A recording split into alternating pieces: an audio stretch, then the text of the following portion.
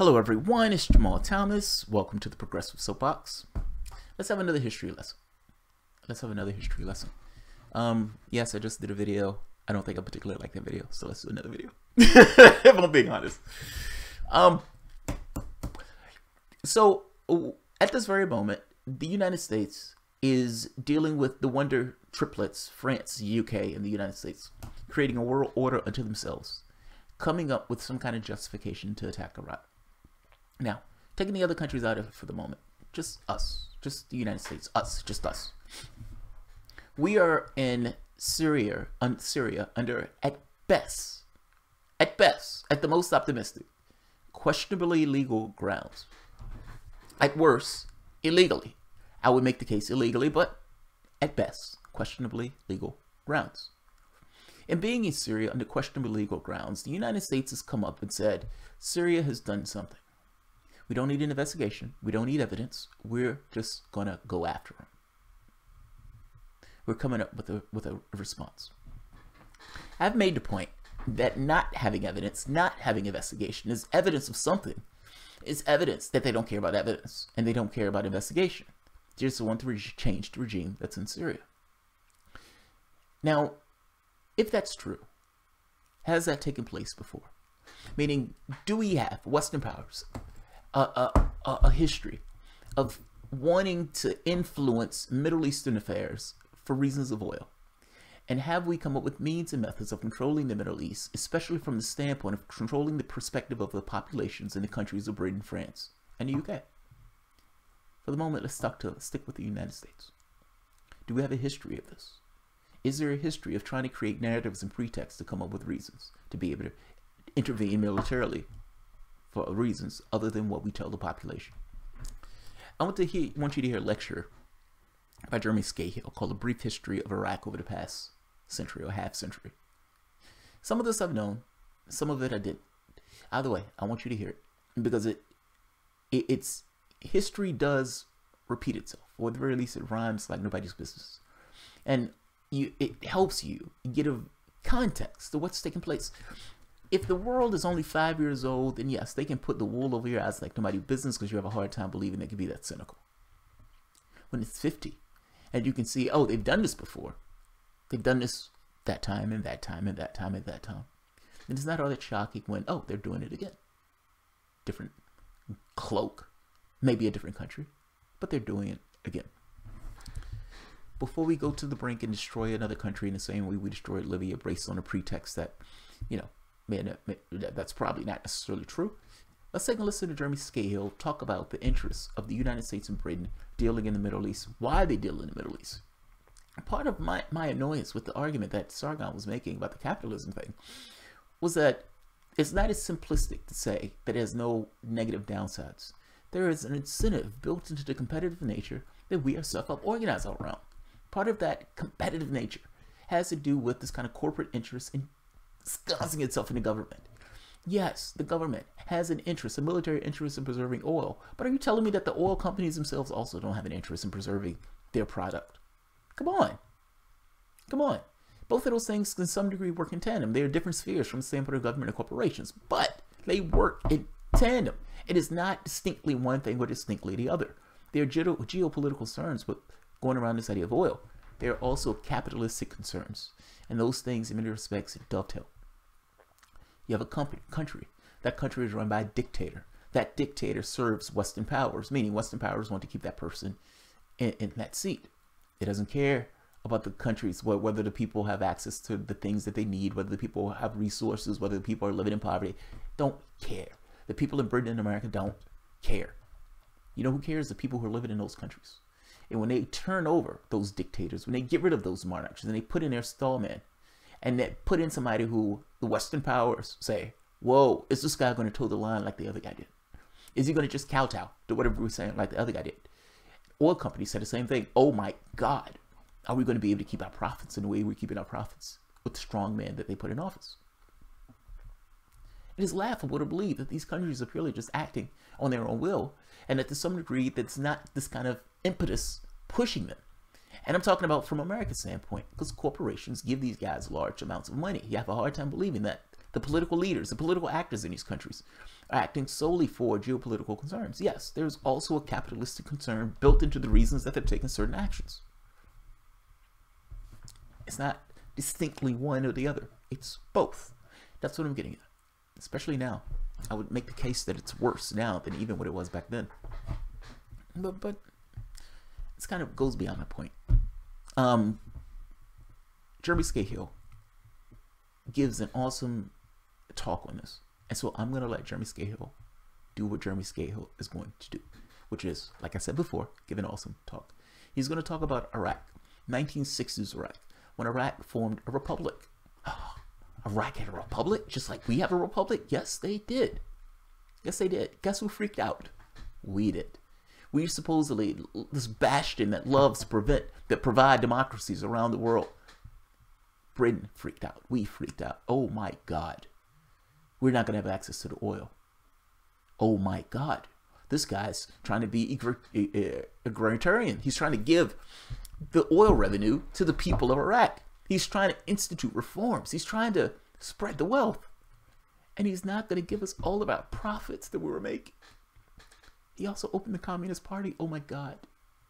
What are we going to do? What are we going to do? They're trying to form a republic, a representative government. What are we going to do?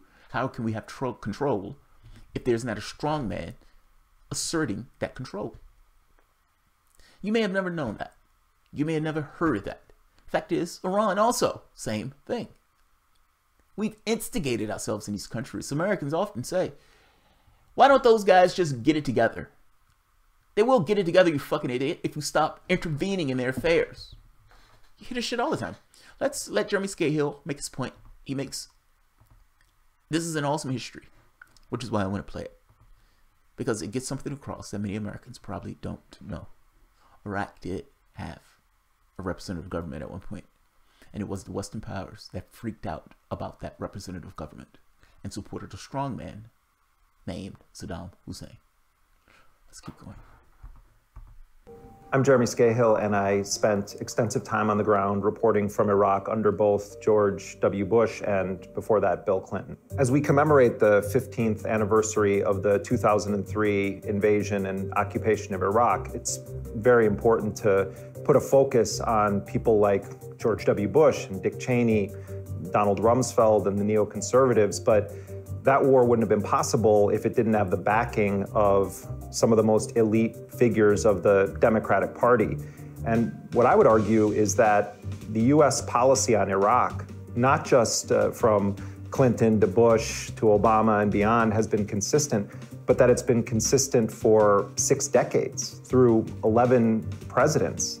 This is a history that's included covert CIA operations, regime change, support for Saddam Hussein, and a merciless policy of targeting the Iraqi civilian population.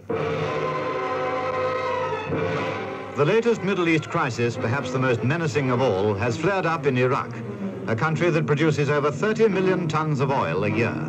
In this picture, King Faisal is at Kirkuk with his uncle, Crown Prince Abdul-Illah.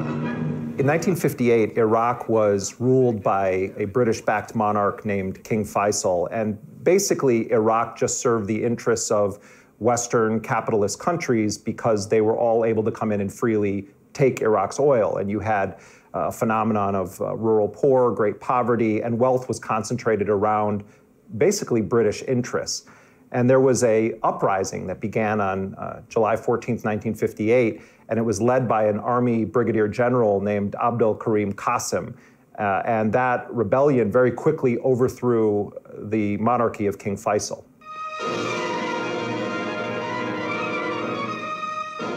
Without warning, revolution has swept away the young King Faisal of Iraq and his uncle Crown Prince Abdul-Illah.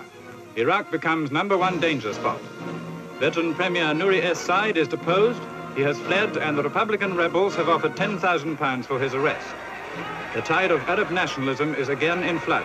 When General Qasim and his men started their uprising, they swiftly took control of key military installations and government installations, not only in Baghdad, but throughout the country. And within hours, many of the royal family were killed. They were led by Abdel Karim Qasim. Qasim ordered the slaying of the king, and his premier, Nuri al-Said. This revolution that was led by Abdel Karim Qasim put an end to the Hashemite monarchy in Iraq and also caused great concern in the capitals of Western countries, particularly in Britain. Our revolution is a real reaction against tyranny and corruption. We want to use our wealth to raise the standard of living of the people. One of the first things that Abdel Karim Qasim does is to declare Iraq a republic and consolidates power under what they call the Revolutionary Council. And they immediately begin to implement a system where Iraq's presidency would be controlled by representatives of the three largest groups in the country, the Sunni Muslims, the Shia Muslims, and the Kurds. And he also announces his intent to do sweeping agrarian reform. One of the most significant things that happened in the early days of Qasim's time in power in Iraq is that he announced his intent to seize 99% of the British-owned Iraq Petroleum Company. And of course, this caused great anxiety in the centers of power in Europe, but also in the United States. We did it. America cares about democracies. Here's the democracy. We're a representative government. We ourselves have a representative government. That's positive. That's a good thing, right? That's a good thing.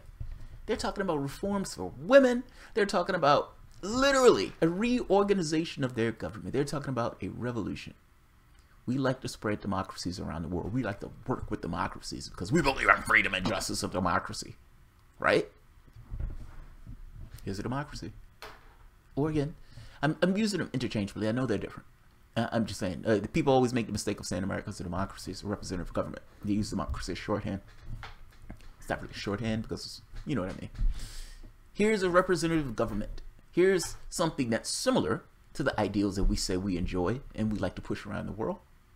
Here we are. No problem, right? You already know the answer to that. Let's keep going. Let the story continue. We're in the 60s. And in fact, there was an emergency meeting held in Britain of the countries that made up what was known as the Baghdad Pact. At Lancaster House, London, representatives of 5 nations meet to discuss a crisis. In fact, John Kennedy sent Dulles, who was one of the key figures in the rise of the CIA, to that meeting, and Iraq did not attend it. And basically at the meeting, they said, this is a horrifying development that Qasim has been killed, and what are we going to do about this?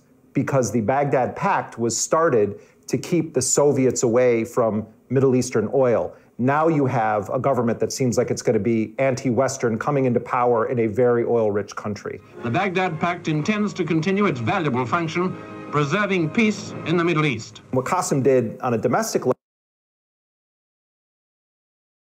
That propaganda is awesome. Like, understand, that propaganda hasn't changed.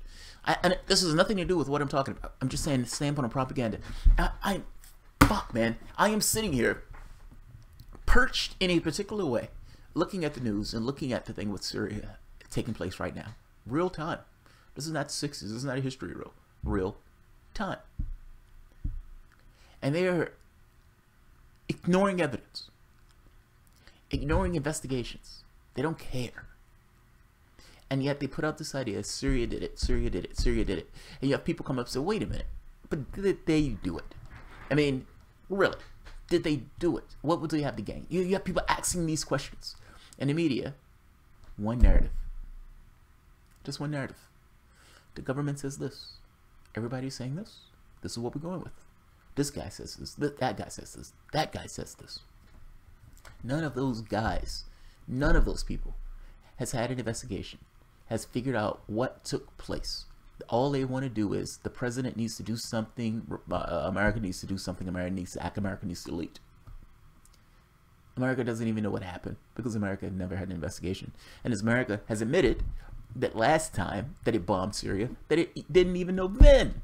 Mathis comes up, we didn't even know. We don't know. We don't know if Syria did it.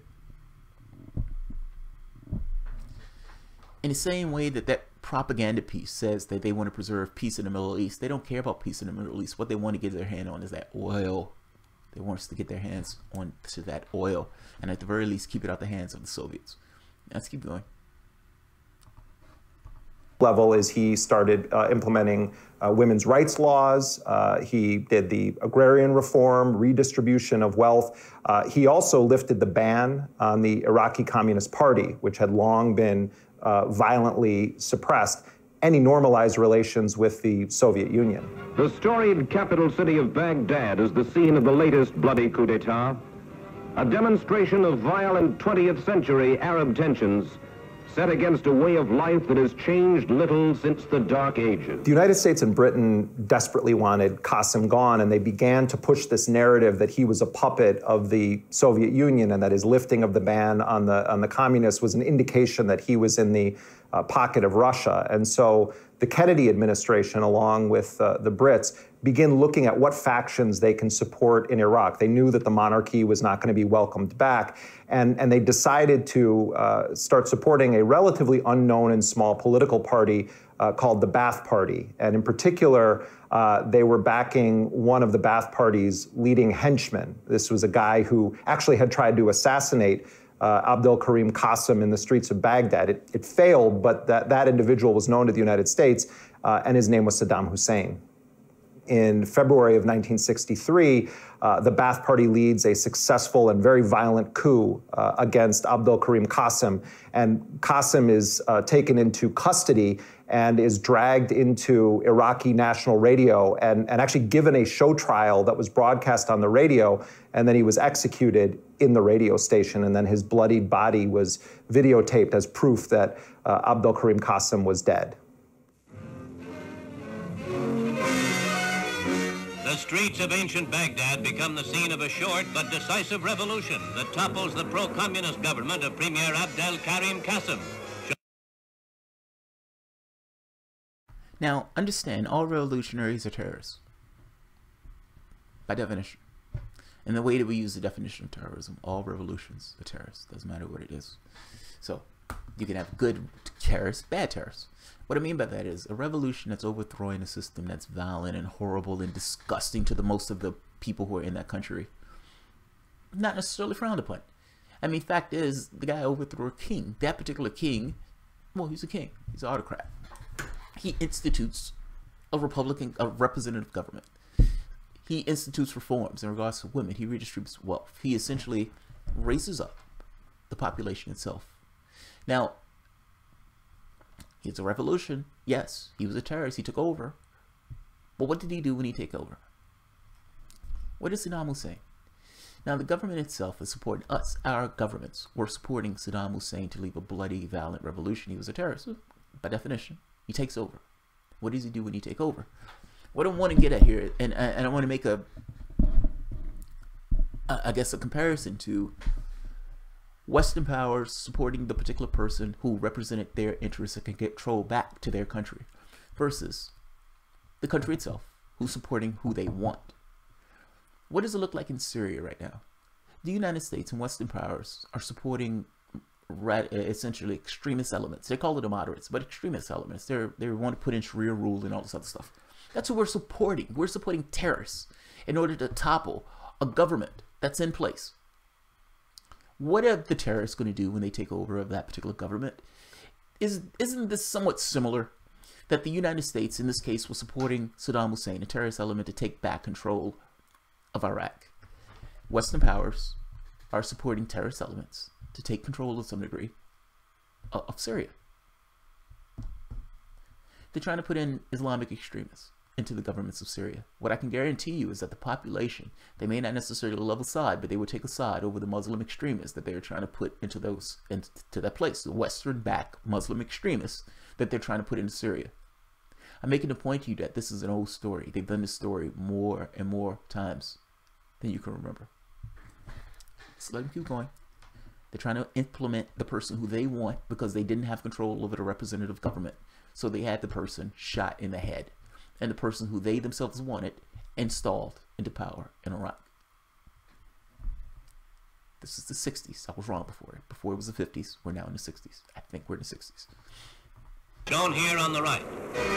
First pictures from Iraq show the intensity of the fighting, which was directed not only at the Qasem government, but also against the thousands of East European communists who had infiltrated the country. At this point, Saddam Hussein was really a shadow power broker. He was not the leader of the Ba'ath Party, but he definitely was a guy that had his eyes set on taking over Iraq. And one of his main functions as the Ba'ath Party consolidated its power in Baghdad in 1963 was to lead the targeted assassination of massive numbers of communists, of dissidents, of people that were suspected of being supporters of Abdel Karim Qasem. Thousands and thousands of people were killed very, very swiftly. The new government, which promises a modification of Qasem's bitterly anti-British, anti-American, and anti-Nasser policies, has been emptying the jails of political prisoners and replacing them with communists, rounded up since the revolution. What the final impact will be, nobody can say. The interior minister of that original Ba'ath government years later would say that the Ba'ath Party came to Baghdad and came into power on a CIA train. What did he mean by that? He meant that at CIA stations throughout the Middle East, you had U.S. operatives feeding names of Iraqi communists or dissidents to the central CIA station in Baghdad, and then those names were given to Saddam Hussein and his henchmen to go out and systematically murder and execute communists or people that were suspected of being supporters of Abdel Karim Qasem. They were hitless. CIA was giving them hitless. They're helping terrorists, just like now, just like Obama was doing in Syria, assisting terrorists, because they didn't like the person who was in charge, just like now with Obama in Syria, or just like the last administration with Obama in Syria. And I have a hard time believing Trump's not doing the same, but at the very least we know Obama was doing it. And just like now, feeding information kill lists. Obama had kill lists. He had people he wanted to knock off. He himself was doing the knocking off with drones. But in this case, the CIA is feeding people to Saddam Hussein's party, the Ba'ath Party, to knock off and kill. History rhymes. It may not be specific and the same, but history damn sure rhymes. That's amazing. Let's keep going. Look, we knew the CIA was taking operations in the Middle East. They did it with Iran. So why not do it in other places? I've shown you, if I'm not mistaken, I think I've shown that video of Perkins' economic hitman talking about how he would go into these South American countries and he would get access to their goods. Corporations essentially pushing the government itself into other markets to get access to their goods for capitalistic expansion. We knew that the government itself was taking operations in other countries. Let's stay specific, Denise. We get off the point. We knew they were doing this. It's interesting to hear the historical context with regard to Iraq. And when you hear the context with regards to Iraq and you look at Syria and saying, we need to knock that guy off. And we are supporting a band of terrorists in order to do just that. The difference here is that Russia has aligned itself with Syria and said, we're not letting this government collapse. There are larger consequences for that stance. And there's larger consequences for us trying to do this in a country where they have said, we're not going to let this government collapse. Let's let them keep going. Scahill's fucking awesome. Now remember, this is 1963. A decade earlier, in 1953, the CIA was deeply involved in the overthrow of the democratically elected government of Mossadegh in neighboring Iran.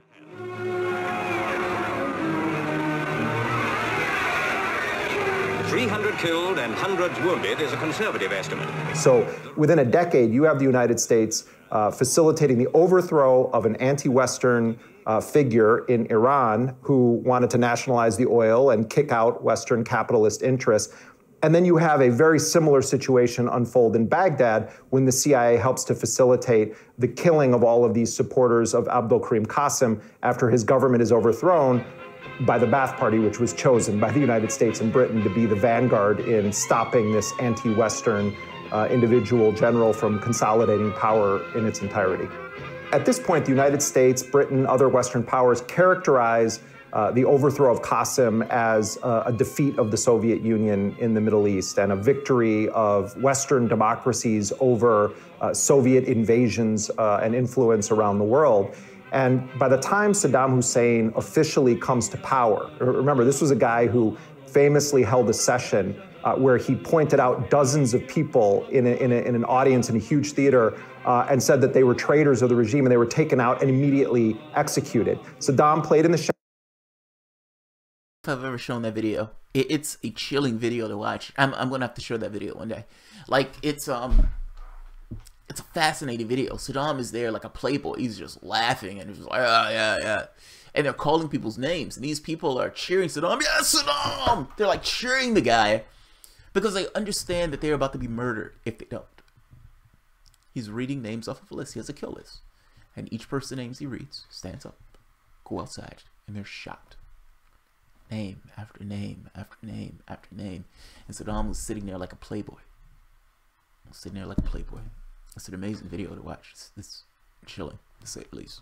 Shadows. By the time he becomes president of Iraq officially in 1979, it was just as Iraq and Iran are about to go into an incredibly bloody war. The fighting, begun by Iraq, threatened to involve other The two countries that are at bloody war with one another are both countries that were involved with coups with the CIA and the United States. Now, we always hear the term, democracies don't go to war, democracies don't go to war. Well, Iran and Iran have went to war if they were left to their own devices to pursue the interests that what they wanted to pursue. That's a question. That's a good goddamn question if I say so myself. Would that bloody, nasty war have taken place if we left them to their own devices? I understand I'm sitting outside of historical context because this thing of capitalism versus communism and everything else. Taking out of that context, I'm talking about right and wrong. If we left them to pursue their own affairs, would they have gotten into the bloody war that they got into? Do you know there are cables that show that Ronald Reagan understood that Iraq had chemical weapons? And when Iraq used those chemical weapons, Reagan already knew that Iraq was going to do that. They stayed out of the process. I don't have the cables on me. I haven't pulled it up because I wasn't going to talk about that particular point. Besides the point. Yeah, besides the point. Let's keep going. Gulf states, and even the Americans and the Russians, who both have deep-rooted interests in the region. By the time Saddam Hussein officially took over as president of Iraq, you had the Iranian Revolution breaking out, and the U.S.-sponsored Shah of Iran was forced to flee, and Ayatollah Khomeini, the leader of the Iranian Revolution, returns to Iran to this triumphant welcome. So the Islamic Revolution happens in 1979. The U.S. Embassy is ransacked. Americans are taken hostage. But the Reagan administration had been playing both sides. They were not only arming Iraq, but they were arming Iran. Now, there's no question the military support that the United States gave to Saddam Hussein in Iraq dwarfed that of Iran. You know, the strategy in a way was to let them kill each other off. But there was no doubt that the United States wanted Saddam Hussein and Iraq to win. Yes, Saddam was considered to be a murderous tyrant, but he was Washington's murderous tyrant. And he was preferable to an Islamic revolution in Iraq, particularly one that would have allied itself with Iran. Well, the Ayatollah. Isn't it fascinating? Like the hypocrisy is too much. It's too much. It breaks the spine. We don't like strongmen. We don't like dictators. But this was our dictator. This was our dictator. We don't like strongmen and murderous strongmen at that. We don't like these thugs. These animals in the way that Donald Trump talks. But this was our animal. So this animal was perfectly okay. It's amazing. Let's keep going. I love this. I love this. The hypocrisy is Ayatollah's in a war. And if he's going to go on with provocative acts against us or anyone else, then he's running a great risk because we're going to respond. The Iran-Iraq. Listen to that. That's Reagan. That's Reagan. Well, if they continue with these provocative acts, what provocative acts? You mean taking their country back? Taking their country back? This is amazing. I love this. That's gold star for Scahill. The war was incredibly bloody. The conservative estimates are that 500,000 Iranians and Iraqis were killed. Some estimates put it up closer to 1 million. And what's important to understand is that Saddam Hussein, when he was at the height of his brutality, and was using chemical weapons was being supported by the United States. In fact, the Reagan administration lifted Iraq's name from the list of state sponsors of terrorism so that the United States could sell more weapons to Saddam Hussein in Iraq. And in fact, attack helicopters that were sold to Saddam Hussein by the Reagan administration were used in the most notorious chemical weapons attack of the Iran-Iraq war, and that was when Saddam Hussein ordered the gassing of Kurds in Halabja. There were countless heartbreaking sights which told stories of how parents had desperately tried to shelter their young. The dead babies. Dead babies. Oh my God, the dead babies. It seems we're okay with dead babies when they're dead babies from our guy. That's not a little strange. Look, I know times change. Meaning I know that 80s, 90s, 20s, etc., etc., etc. But the policy that the United States has taken in the Middle East hasn't changed. For all intents and purposes, it's remained the same. Now, in this case, we're okay. He's going further than I am. I would say Reagan. Reagan knew about it.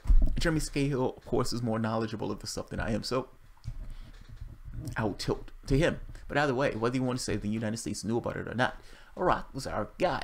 He was doing very bad things to his own society and within his war effort within response to chemical weapons. We supposedly hate chemical weapons. The West supposedly hates chemical weapons. Everybody supposedly hates chemical weapons. They kill just like other weapons kill, but supposedly chemical weapons are disastrously worse. Okay. You have a situation in Syria right now where they say chemical weapons are used. We didn't necessarily care when it was our guy, but right now we supposedly care. Now, we don't care about the investigation. We don't care about evidence. We are going to just point blame, even though the Syrian government has no reason to do this at all. I'm making a point to you that powerful governments, power, makes the determination of what they want to use as the law. They change it, they contort it, they tweak it to whatever they want it to be. In the case where they don't like chemical weapons, or they okay with chemical weapons, or at the very least, they frown upon chemical weapons. They frown, but they don't want to do anything with that frown. They just frown. We don't like that Saddam did this. We frown upon this. Whereas Assad does this. Assad is not our guy. He's not our animal. He's not our maniac and our wild man that does bad things. He's not beholden to us. So we don't like that. We do more than a frown. We want to get militarily involved in this shit. We want to put our people in Syria, and we want to go kick some ass, and we want to bomb Assad. All the media says it. Many of the politicians are saying it. Western powers are saying it. We need to go kick some ass. We don't like chemical weapons now that it's being used by somebody who's not our guy. Let's keep going. Reagan, at the very least, knew that this was taking place. In the wires, it shows that Reagan knew. They let it happen. This was our animal. We let it happen. Let's keep going. From the invisible vapors. In 1983, Ronald Reagan taps a former Secretary of Defense who was in the private sector at the time by the name of Donald Rumsfeld to serve as his special envoy to the Middle East dealing with the Iran-Iraq war. And in 1983, and mind you, this is at the height of Saddam Hussein's brutality, Donald Rumsfeld flies into Baghdad and he delivers to Saddam Hussein a personal gift from Ronald Reagan. And it was a pair of golden cowboy spurs. And you know, that wasn't the only reason that Rumsfeld was there, but he brought this gift to Saddam Hussein. And Rumsfeld was, the purpose of his visit was to solidify the U.S. relationship with Saddam Hussein, this emerging tyrant dictator in the Middle East, as he waged this war against the Islamic Revolutionary Government of Iran. Meeting. Tell me what was going on during this Where did you get this video? From the Iraqi television? This is from Iraqi television. When did they give it to you? Recently or back then? We've dug this out of the CNN library. I see. Isn't that interesting? There I am. What's wrong, Rumsfeld? What's wrong? What's the problem with the video? Explain to the newsman the problem with this particular video. What do you mean where you got this video from? He got the video. What's wrong? What's wrong? You don't like shaking hands, glad handing it with Saddam Hussein? You don't like that? That bothers you? It annoys you to see yourself shaking hands with a brutal thug who's gassing people? That bothers you. Why does it bother you? Delve into that problem. Delve into that. Delve into that emotion. Why are you freaked out by saying that? I don't like that. I don't like that. You're showing me shaking hands with a dictator. I don't like that. I wouldn't like it either. I don't blame you. You're a human being. I wouldn't like it either. It's embarrassing. It's fucking embarrassing. And it gives this idea of the quality of character that you are to be standing there doing that, shaking that hand. I understand that people function within particular systems. I understand that as they function within that systems, they bubble up and they move and they're contorted in certain ways to act in certain ways and do certain things. I get it. It's systemic. I don't care. You're sitting there glad-handing with somebody who's supposedly a horrible person that George Bush, a few years later, is out there talking about Saddam Hussein as if he was Hitler, when a few years prior, he was our animal. And there you are, shaking his hand. And I love looking at the response of, where did you get this video? Where did you get this video? You weren't supposed to be able to get your hands on this video. Yeah, I would feel some kind of way about it too. So here you have Saddam Hussein at the height of his brutality in the 1980s, fully supported by the United States, getting his golden cowboy spurs, meeting with Donald Rumsfeld. U.S. war planners are in Baghdad helping the Iraqis to pick out targets to hit inside of Iran. And this was basically how the U.S. operated with Iraq for a full decade until Saddam Hussein decides to invade Kuwait. He had accused Kuwait of diagonally drilling into Iraq, said they're stealing our oil. The United States ambassador at the time, April Glass. Again, makes my point. I'm sorry to intrude on this. They're sidelining into our country and stealing our oil. Pretext. All countries. I wish I could yank people out of the country they're in for a moment and give them a God's point of view. Fuck it, an alien's point of view. Looking down on the planet in a spaceship and saying, why are people behaving this way? Taking themselves out of their own context, meaning the things that they grew up, the iconography of their country that they're associated with. I'm stuck with it. When I'm playing Civilization, I only play as America. I can't stick myself out of that context only to such a degree. All countries use pretext. People, human beings, I don't think human beings are not necessarily as okay with war as people make it seem. If so, they wouldn't need these pretexts. Like, you wouldn't have to say they're sidelining into our country. You just say, we're going to go and get somebody. We're going to go take their oil. We're going to go invade their country. You wouldn't have to come up with all of these lies to do so. There's a chemical weapons attack. We need to do something about it. They drop sarin gas or they drop chlorine gas. We need to do something. We don't need evidence. We just need to do something. These pretexts wouldn't be necessary. They're weapons of mass destruction in Iraq. We need to go into Iraq and kick some ass. The pretext. The fact that they needed to create a pretext shows that they need to have something to convince people to give up their lives in this way. And just the kind of cultural idea is not enough in and of itself to go and do this because we want to take their oil or take their money. All countries have them. All of them. That is something that's not unique to the United States. It's not unique to any country. All countries believe that they're the good guys when they're going into these things. They believe they're the good guys for a reason. This was Iraq's pretext. We need to drill in a particular way, or they're drilling this way, into our country. So we need to go and now kick some ass. This is Saddam Hussein talking of his reasons to go into Iraq. They were bogus, but that's what he was using. He fucked up. That was a fuck up. He paid for his life. Meets with Saddam Hussein, says the United States has no position on that. Saddam takes it as a green light. He invades Kuwait, and boom, all of a sudden he's being compared to Hitler. And the United States is saying, we have to stop this dictator, with no sense of irony that they made that dictator. Going back to the 1950s and 60s, they made that dictator. But now Saddam was Hitler in the world. And so the United States launches what was called the Gulf War against Saddam Hussein and Iraq. Just 2 hours ago, Allied air forces began an attack on military targets in Iraq and Kuwait. These attacks continue as I speak. Ground forces are not engaged. This conflict started August 2nd when the dictator of Iraq invaded a small and helpless neighbor. Kuwait, a member of the Arab League and a member of the United Nations, was crushed. Its people brutalized. A key component of U.S. foreign policy are these platitudes about how what the United States is doing is supporting human rights or increasing freedoms around the world or confronting tyrants. And George H.W. Bush framed the entire Gulf War as a humanitarian operation. We're going to war against the Iraqi military and Saddam Hussein, not the Iraqi people.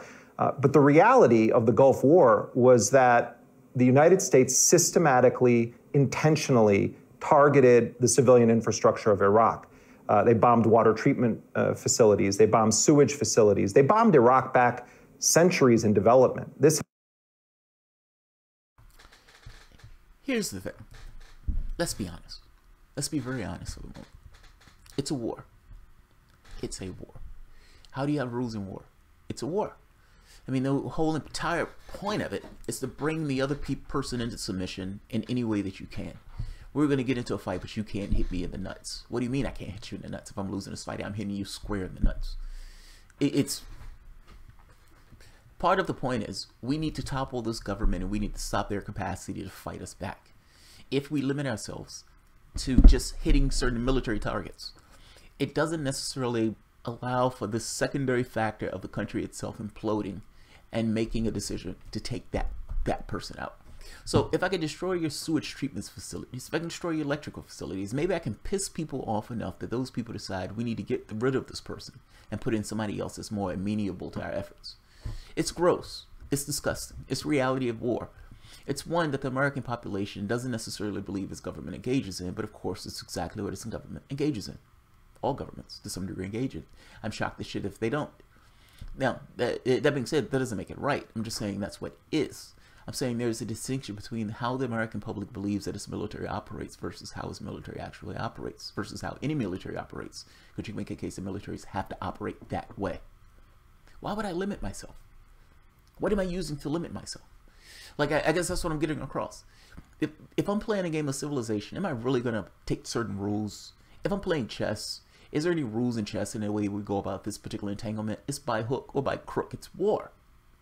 It's war. Call it what it is. It's war. That sounds fucked up, but it's true. That's a cynical view of war, but it's war. It's indiscriminate slaughter. And I'm supposed to limit my indiscriminate slaughter to military targets? Why? Aren't those targets human beings also? Yes, I understand those targets are human beings with assets and everything else. But the fact is, the water treatment facility is an asset to me. If people aren't getting water and people are dying, yeah, I'm bombing people anyway, and I'm killing those people anyway. Why am I limiting myself to that? I'm hitting this also. Fact is, this is an awesome asset to me because it stops the capacity of a country from doing what the country does to pursue its affairs. If those people say, oh my God, we're being adversely affected by this, will those people do something different? And to make the better point, Vietnam. In the Vietnam War, the United States, inside the United States, was having people freaking out. The reason people were freaking out is because they were being drafted to go and fight into the Vietnam War. Now, that's not the same thing as a country being bombed. That is the same thing as an internal affairs of the country being offset, which is what is taking place when we are bombing those particular institutions. The difference is, it's this odd rebirth effect from telling people that they need to go and fight a senseless war.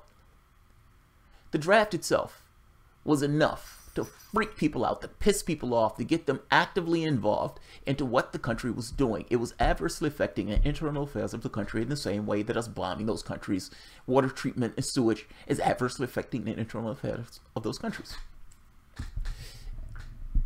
What happened to the anti-war movement when they took draft off the table? It went away. So you have the Iraq war, you have what's taking place. We've been at war for the last, 16, 17 years. Where's the war movement? People cared less the moment that you took the draft off the table. Now, it's not off the table completely, but it's off the table. You have 1% of the United States country, I think 1-2%, that's in the military. So the overwhelming majority of the population is not adversely affected, so the overwhelming majority of the population don't care. The United States was able to create this kind of private army, so the rest of the country itself was not adversely affected. It could pursue its militaristic affairs without being adversely affected from the standpoint of internal stability. Adversely affecting the internal stability of a country is part of the war effort. It's one of the nastier versions of it, but it is part of war. Let's keep going. This had been a secular, modern society with universities that were praised the world over.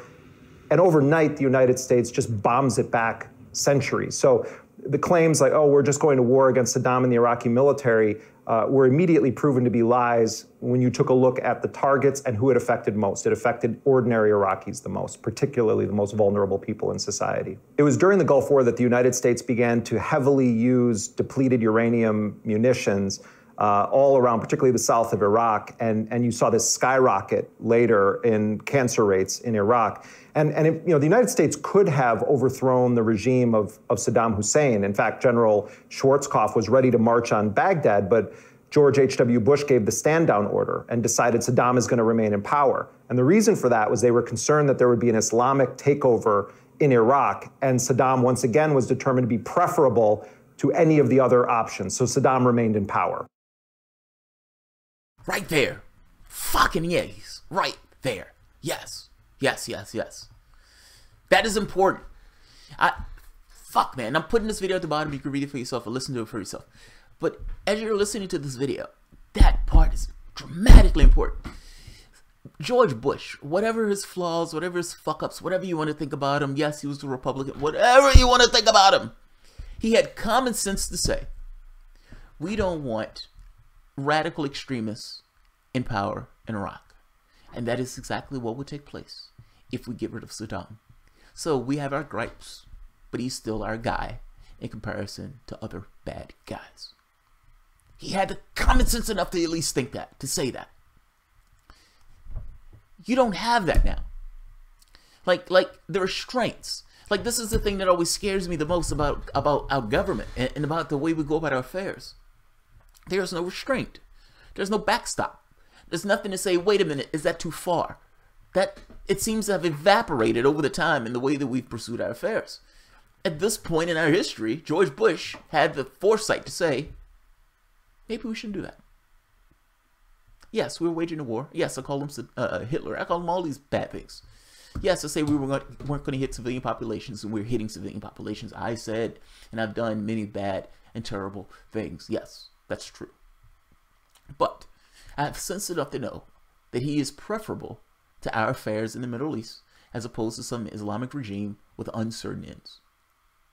That existed at one point. I was alive during that time. I remember when the bombs dropped. I was there.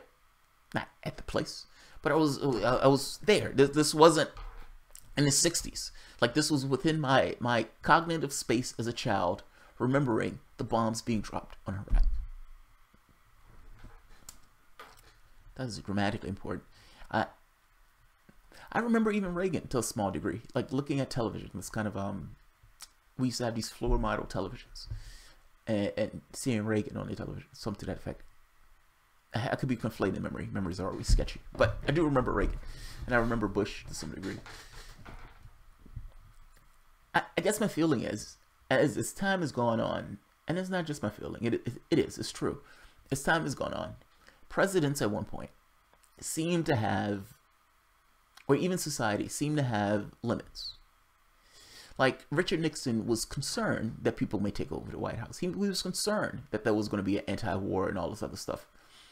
There were certain things that Nixon, even himself, wouldn't have necessarily done because he was concerned at the pressure against him. Like, Nixon created the EPA.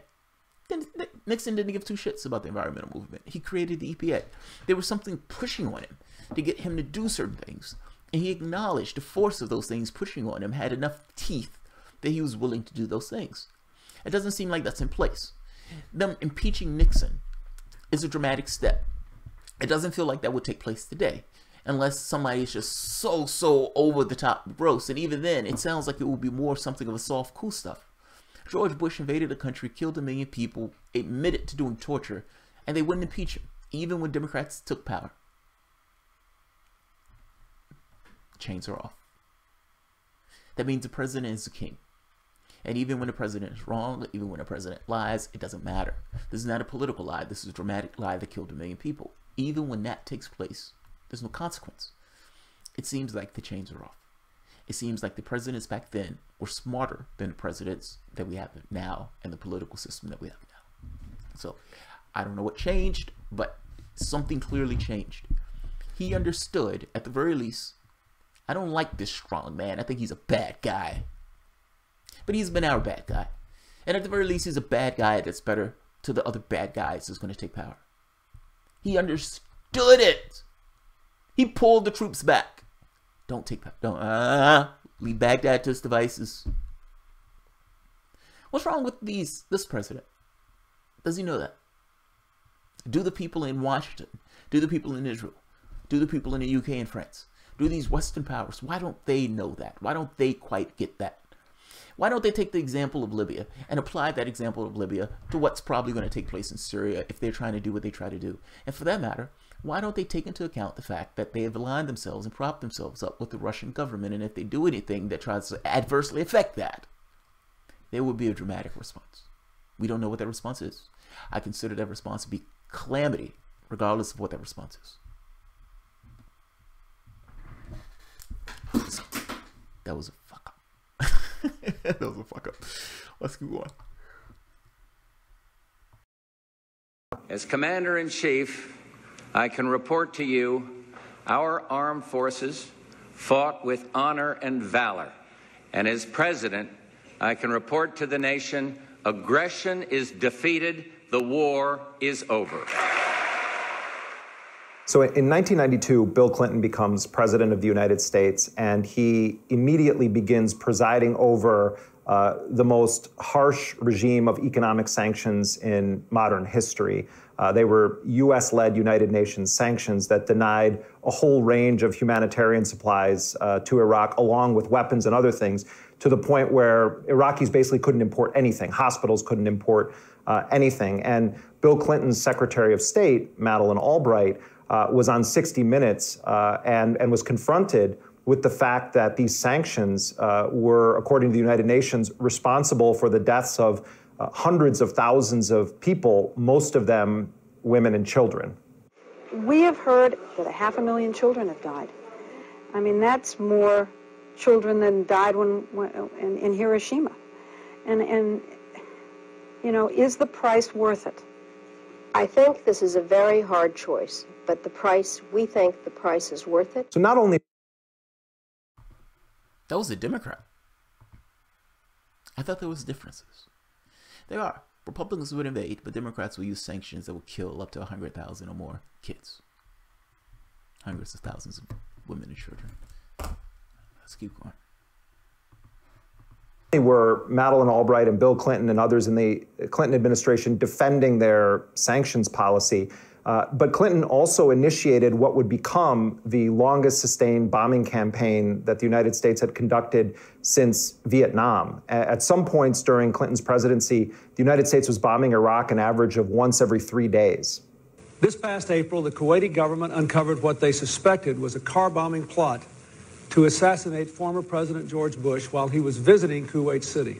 So this alleged plot to kill George H.W. Bush has now been thoroughly debunked, but it's part of a U.S. tradition to come into office and immediately bomb Iraq. And so Clinton starts this bombing by saying, oh, it's in retaliation against this plot to assassinate my predecessor. Well, Clinton orders these airstrikes on Baghdad. Who does it kill? Well, it kills a bunch of civilians, including the most famous painter in Iraq, a woman named Layla Al-Attar. Who killed this woman, this artist, this mother? Who broke the candle and snuffed out her life? I spent a lot of time in Iraq during the 1990s, and much of what I was doing was reporting from Iraqi hospitals. And you know, this... Isn't that amazing? I mean, that's not mind-blowing. The population, Bill Clinton comes out and says there was a plot to kill so-and-so, and the public says, okay. Well, the president says it was a plot to kill our previous president. Okay, fair enough. No one is skeptical of that. And even if you say that plot was real, bombing, killing women and children for a plot, a nebulous plot that you can't necessarily prove was taking place and at this point has been debunked, you killed thousands. But people tell me that these dictators and despots and autocrats are bad guys. What about this? What about this?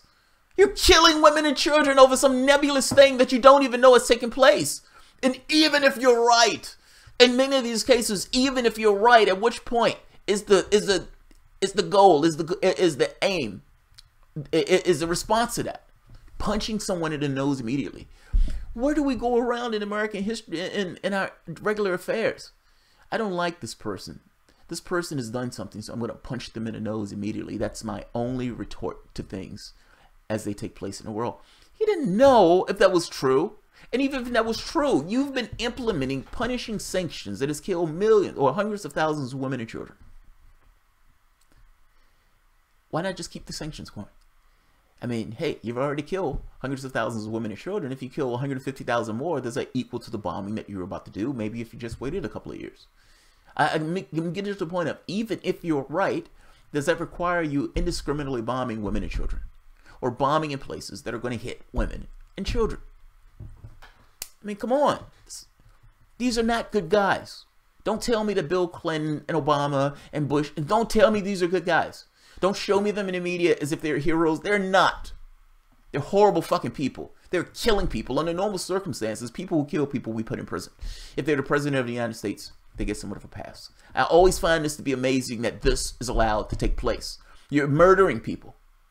The president of the United States says something, people just automatically assume it's true. Why are you assuming that that's true? Why? Do presidents have a history of lying? Yes. I did not have sexual relations. This was ground zero for the impacts of the U.S.-led economic sanctions in Iraq. And, you know, we would walk around hospitals in Basra and Baghdad and Najaf and Karbala and elsewhere, and every pediatric hospital felt like a death row for infants. You know, you had doctors that had to reuse syringes on multiple patients. You had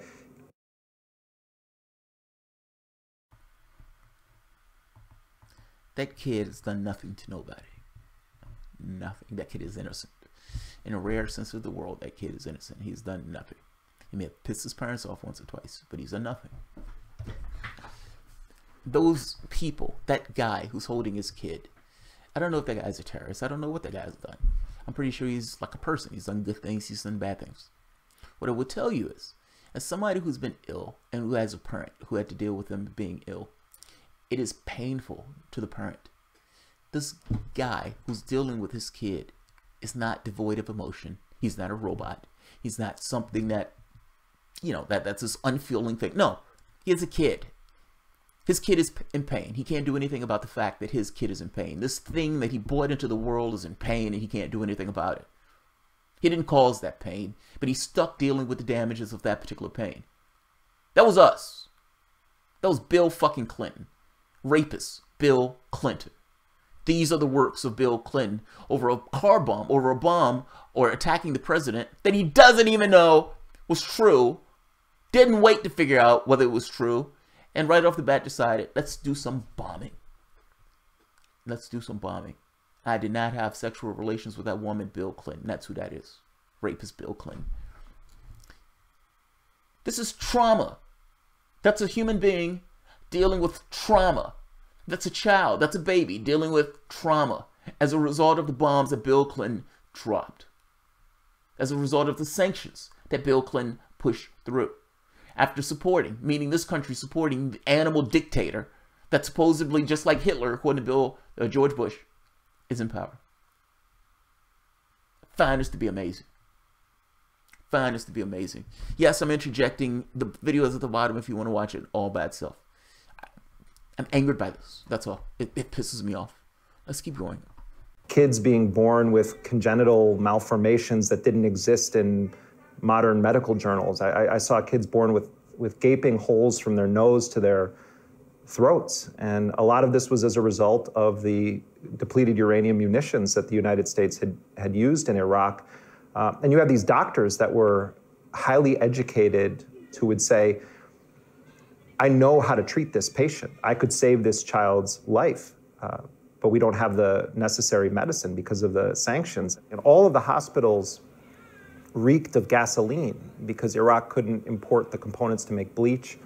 And so they were using gasoline, petrol, which they had an abundance of, to clean the floors of the hospitals. So you had this horrible scent that was a mixture of human blood, of death, and gasoline. Iraq was really an unusual country, including when Saddam Hussein was there. There was a very secular orientation to the society. You had women working at almost every level of jobs in Iraq. I mean, it was a tyrannical dictatorship where you had no freedom of speech, no freedom of assembly, and a murderous tyrant in power. But it was also a place where education was free and people could get a excellent education. Iraq has produced so many engineers going back even to the Saddam era. And so when the war starts and the United States destroys the civilian infrastructure, Clinton follows it up with the sanctions and this sort of sustained bombing campaign, you started to see this once secularly oriented society transition into a society where people were increasingly religious. And in a country where you have such a even split between Sunnis and Shia, it was the beginning of fanning the flames of sectarian violence in Iraq. This has gone long, but I love this video. I love this video. That's why I wanted to watch it with my audience. I love this video. That's important. So, you know, you hear me often make the argument, this kind of systemic argument, that people do things or people lean in particular ways based on the forces that are around them. So our society, people have Xbox, they have food and so forth. So they don't necessarily pay attention to the wider political implications of stuff. So in Saddam's society, engineer education was free. Hey, look, yes, I'm a tyrannical dictator, but I'm going to give you shit so you can shut the fuck up and let me do what I want to do. But I'm giving you shit, so be calm, be okay. And you have many other people in that society says, we don't like that fucker, but okay. We're getting free education, we're getting this other stuff. There's certain things that tamps down on the idea of revolution and change in countries. Trauma kicks up this idea of revolution. I am not getting the bread. I am not getting this Xbox. I am not getting the things that I need. I am getting a little bit more antsy about the way this world is, and maybe these things need to change. The Great Society or the Great Depression. You didn't get those changes, meaning from an FDR standpoint, for no reason. You got those changes because there was trauma in the country. Jeremy Scahill is kind of making the point that part of the reason for the religious extremists in Iraq had to do with the history of Iraq. The moment that you bomb it into oblivion and you have these infrastructures, these identities that at one point were held at bay based by a tyrannical dictator at one point. But that tyrannical dictator providing people the things that they felt they needed at the very least on a basic level. Once that was gone, you have somewhat of a fuckfest. You have these things that were pulling and tugging at one another, actually really bumping heads with one another without necessarily the strong man to keep a tamp done on that thing, clamping and bumping heads. What do you get? You get Iraq that's at war with one another.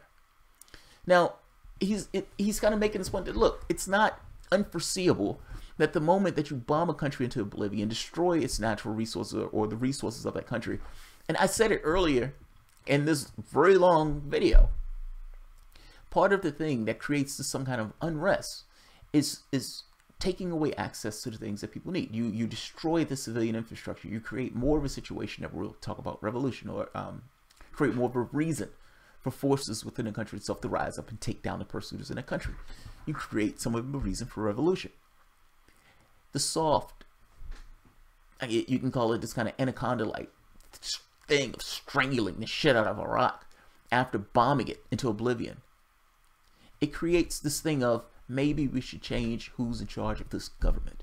And it's just so happened that the person who's in charge of this government was tamping down on terrorist elements and was tamping down on these kind of religious elements that are fighting and at war, or at the very least in opposition to one another. You create the reason, or you create the rat that we know today. That was he's making the point. It's not random. It's not willy-nilly. It wasn't an act of God. It wasn't a religious war going back 1,000 years that they couldn't get up. No, no, no. The things that the West have been doing in Iraq have shaped Iraq. It's straightforward. It's a straight line. It's not, you have to make an argument. No, it's a straight line. The Iraq that we see today is a result of, yes, Iraqi forces, meaning Saddam Hussein and Iraq and everything else. But you have to take into account how we acted in that particular area of the globe in regard to how we have these forces today. It is insane, and I always get annoyed when I hear Americans say, oh, they would always be that way. Those guys are just at war with one another. As if it's entirely just on them. It's not entirely on them. It's not entirely on them. Let's let him finish. Scahill is doing awesome, and I may have to break this into 2 parts when I finish. Iraq's fate was sealed in 1998 when Bill Clinton was president. The neocons, their premier project was called the Project for a New American Century in the 1990s. And people like Bill Kristol and John Bolton and Paul Wolfowitz and Dick Cheney all supported this piece of legislation, and they pushed it. It was called the Iraq Liberation Act. Bunch of maniacs, by the way. And those maniacs have hung around, and they're still here. John Bolton, that maniac, is now behind Donald Trump. These fucking people don't go away. And they got this into the hands of people who write bills in Congress, and it had wide bipartisan support. This made regime change the official policy of the United States government. Bill Clinton signed it into law, and even Bernie Sanders supported it. The hard fact is that so long as Saddam remains in power, he threatens the well-being of his people, the peace of his region, the security of the world. Explain to me, how are Democrats different? Those are a bunch of neocons that signed that legislation, that made freedom, that piece of legislation that Democratic Bill Clinton signed. Explain to me, how are they different? At which point does the Constitution of the United States allow the President of the United States to go into another country and decide they want to just change the regime willy-nilly? They're not attacking us. They're not attacking us. We're not at war. There's no barbarian at our gates. What the fuck is Bill Clinton doing, and why is Congress backing this, including Bernie fucking Sanders? Bernie fucking Sanders. Bernie Sanders is talking to New Leaf right now, so it sounds good, but yes, he was also complicit in this. He signed his name to the legislation. Let's keep going. The best way to end that threat, once and for all, is with the new Iraqi government. Bush's FBI director at the... It's not a threat! It's not a threat! This is laughable! This is laughable! It's not a... Who's he a threat to? He's not a threat to me. I don't wake up in the morning. I didn't wake up in the morning thinking about Saddam Hussein. I was alive during that time. I never once, one day, woke up in the morning thinking, oh my God, today is the day that Saddam Hussein can take over the United States. What the fuck are you doing? You're talking about regime change in other countries. What the fuck are you doing? How is that the modus operandi? How?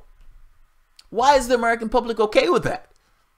I'm trying to say this is a sick thing. This is a sick culture that allows the President of the United States to look into the face and say, we're doing this for freedom. You're not doing this for freedom. You're not doing this for freedom. You helped put his ass in power. And now you're talking about we need to take him out of power. If the Iraqi people want to take him out of power, the Iraqi people take him out of power. We shouldn't have anything to do with it. Zero.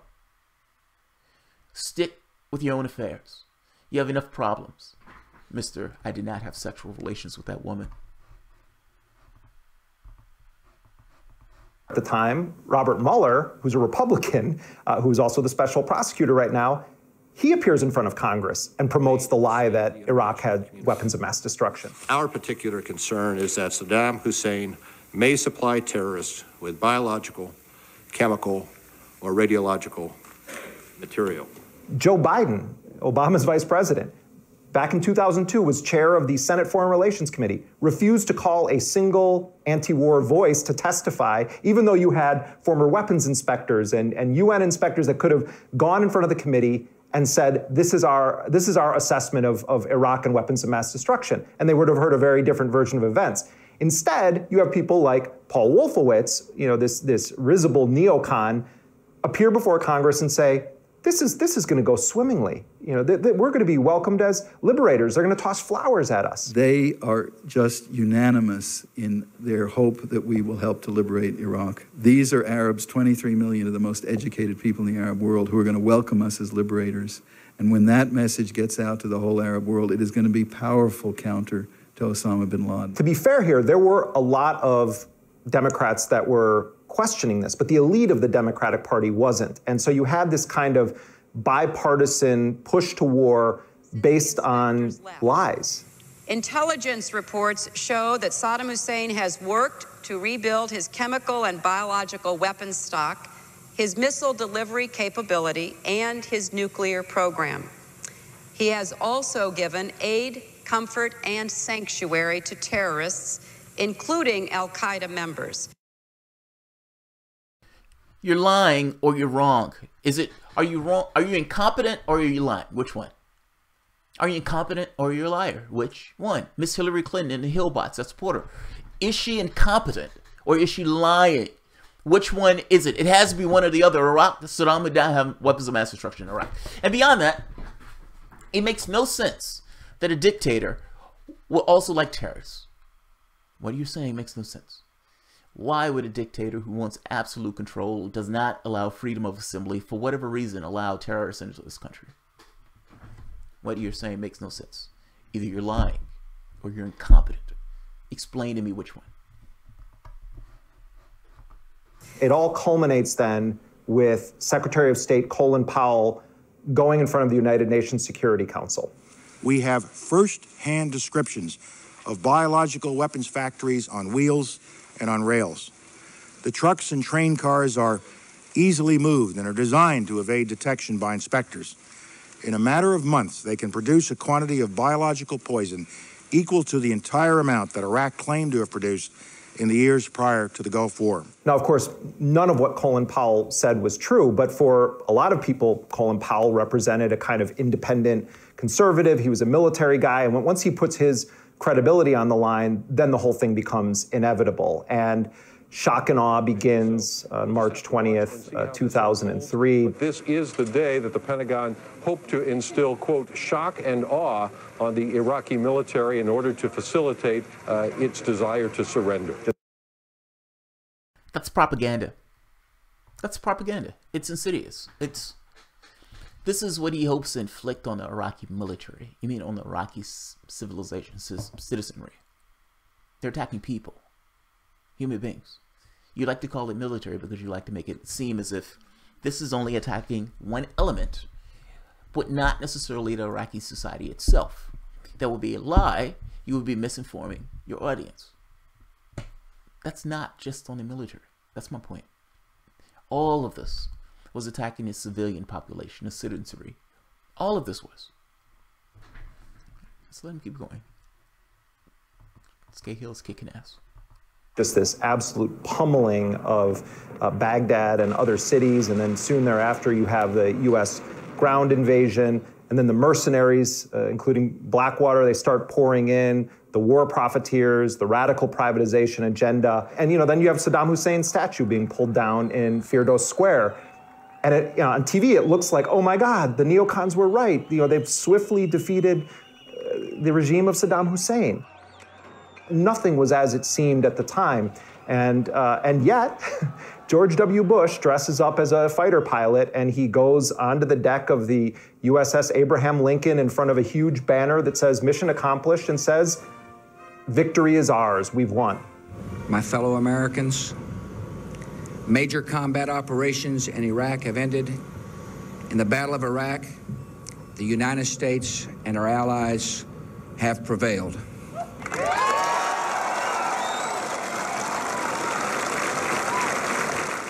Unless the mission was to cause irreparable chaos for generations to come in the Middle East, there was no mission accomplished there. In fact, the resistance in Iraq was just beginning. One of the things that happened very early on was the United States sends into Iraq a guy named L. Paul Bremer, who had made his living, he was a protege of Henry Kissinger, but he had made his living profiting off of risk insurance. Bremer gets sent to Iraq as a totally unqualified individual to become the viceroy of Iraq. Paul Bremer used to say, Iraqis have only known two leaders, Saddam Hussein and me.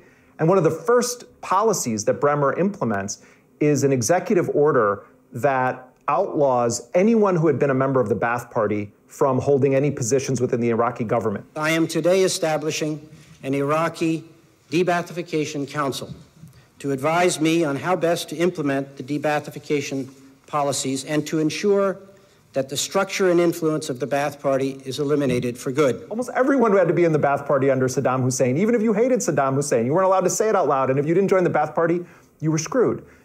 What does that mean? It means that 250,000 Iraqi soldiers were fired overnight. They did protests at the gates of the Green Zone. They said, you're making a huge mistake here.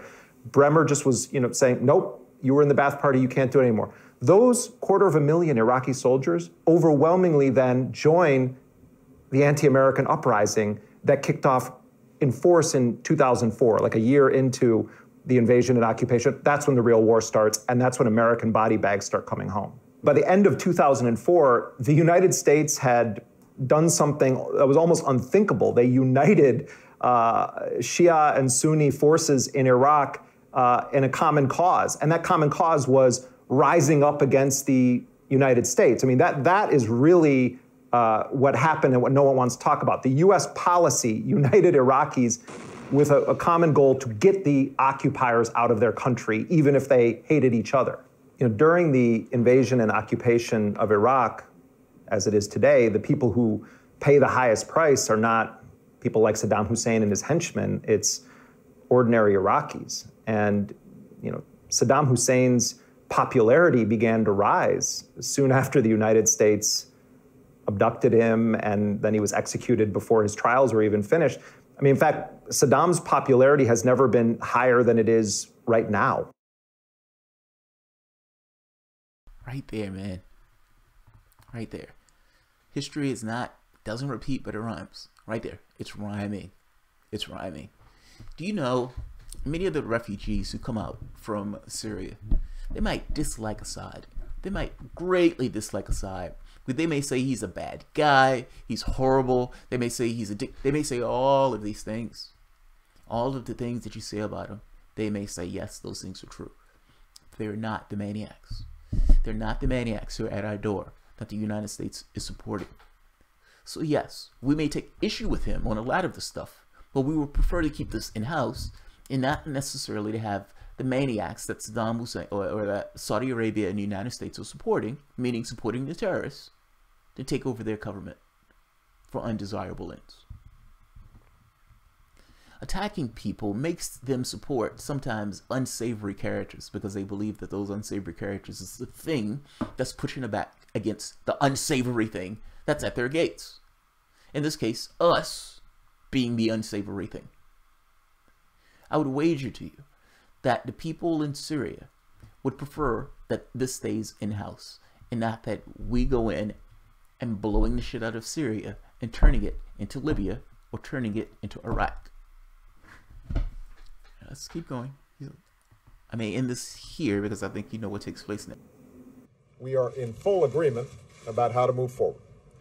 So, today, I can report that as promised, the rest of our troops in Iraq will come home by the end of the year. After nearly 9 years, America's war in Iraq will be over. So Barack Obama campaigned in 2008 on a platform that he was against the Iraq war. And Obama in October of 2002 had given a speech where he said, I don't oppose all wars, I oppose dumb wars. And that was a large reason why a lot of young people got energized to his campaign. He seemed that he was the true anti-war alternative. And he said he was going to pull all U.S. troops out of Iraq. It took many years, and Obama definitely played a role in the killing of Iraqi civilians through his early Iraq policy, but he largely made good on his pledge to pull U.S. troops out. But then the situation in Syria, which was in part caused by what the United States has done in Iraq, flares up in the aftermath of the Arab Spring uprisings. And you have Obama turning around and saying, we have to send U.S. troops back to Iraq. We will send an additional 475 service members to Iraq. As I've said before, these American forces will not have a combat mission.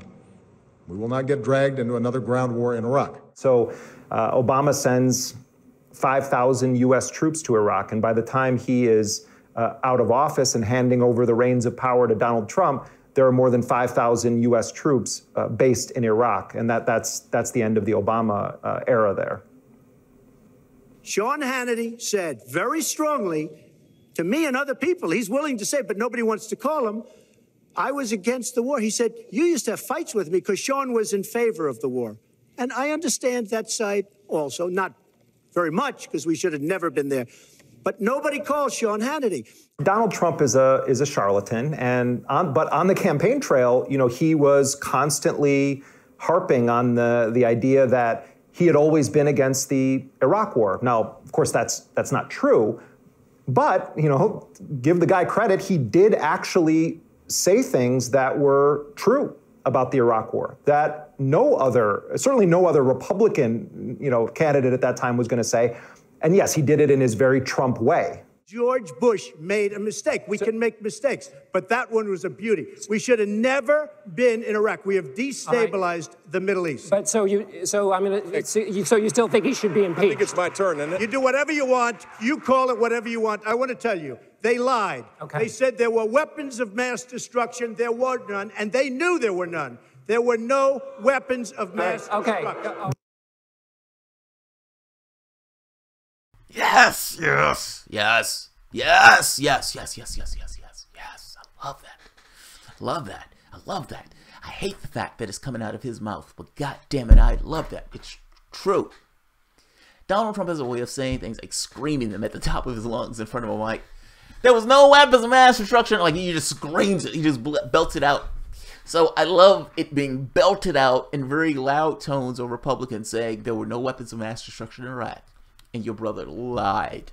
Your brother lied. I wish George Bush was here to himself so I can tell him that he lied. But you're his brother close enough. He lied. He got us into a war. And he says it was a beauty. There are mistakes that are made. You do whatever you want. But it was a beauty.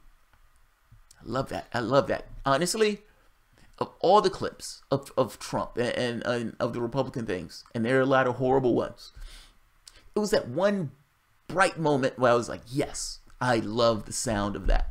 I love the sound of that. No, I have no expectation of doing anything about it. I don't even necessarily have an expectation of Donald Trump being all that different. But at the very least, yes, he said that. I don't care if it was political effect. He said it, and I loved it. It was true.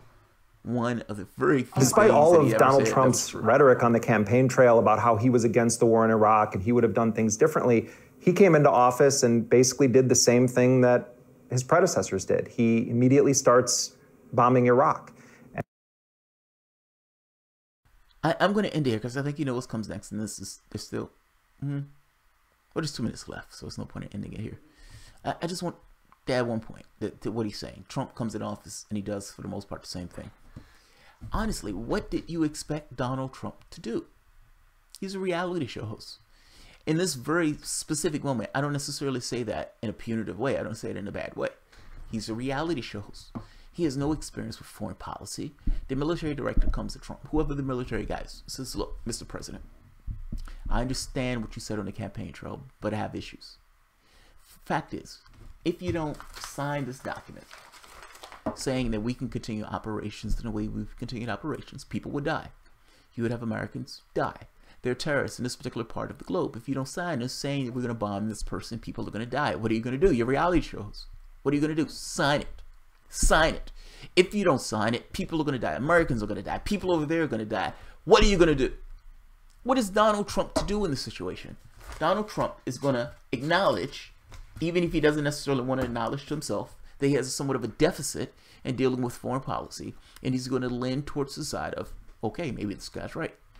And he's going to say Donald J. Trump on the name of documents, bombing and murdering and killing civilians. It's under the guise of killing terrorists, by the way, but they will be murdering and killing civilians. What did you expect Donald Trump to do? What did you expect him to do? The man's a reality show host. He's telling you what he needs to tell you to get elected. Let's keep going.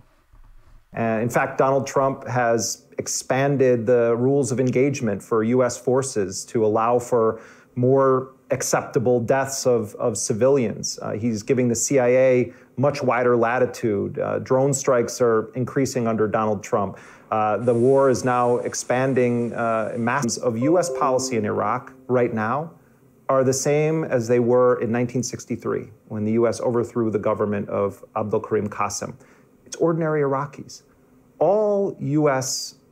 proclaimed victories in Iraq have been won with planting the flag of victory on piles of corpses of ordinary Iraqi people. That's been the one consistent in American policy in Iraq, the one central truth is that the U.S. position has always been anti-Iraqi people.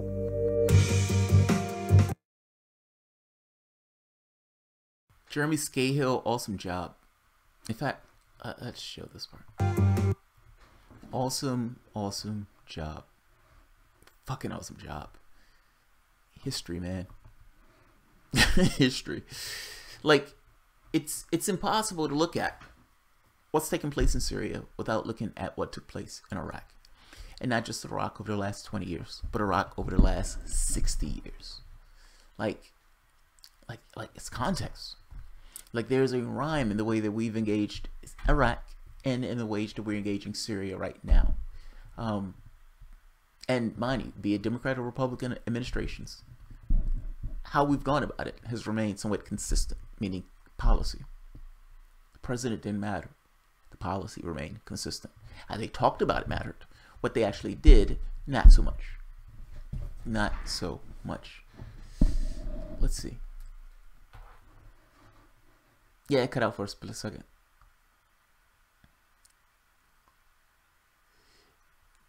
Daryl Levy. JFK did a full 180 and became a good president of the United States, but then he was killed when the United States had a good president. Now, every time you mention a positive Trump, you take another clip out of neoliberalism. Oh, let's see. What else? I'm not going to keep this one much longer because this is gone like an hour and 26 minutes. Jesus Christ. This is Scahill at his best. Since Trump, I've seen many times where he's seen tweets of his and shook my head. Yeah, this is Scahill. Scahill's been amazing on this. This was an awesome video by Scahill. Amazing video. Mueller is a tool of the resistance, but so is Jamal, who relishes calling Trump a racist. I don't necessarily relish it. I do it because I think it's true. There's a difference in those things. I have no positive feeling of doing it. I'm Colin Powell and I approve this military intervention. That's exactly what it was, Bob. That's literally exactly what it was. We remember the Iraq liars. Jay Scott. We remember Iraq liars. Agreed. Absolutely agree. Mikey Mike, the Russian bot. PNAC manifesto. Greater than 30 countries on the list. Taken down for a while before the 2004 election. Yeah.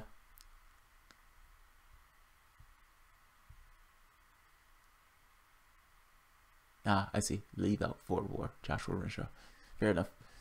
Yeah. All right. This has been an epically long one. Hopefully not too painfully dry to watch. I love the Scahill thing. I just wanted to add my own bits to the Scahill thing. I just thought it was good. Jeremy Scahill did a fucking awesome job on that. Good job, Scahill, pulling all that information together on Iraq. Some of it I knew, some of it I didn't know.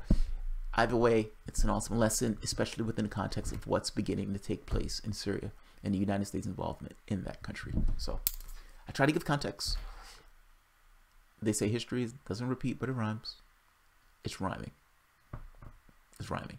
Right, especially in the form of creating a pretext and a narrative around events in order to take military intervention. It is rhyming. Pay attention to what your government is doing. So, I'll leave it at that. Let me show. Good. All right, guys. If you enjoy the content, please feel free to share, like, subscribe, and of course, you can always support the Patreon. Thanks, everyone. You all have a good night.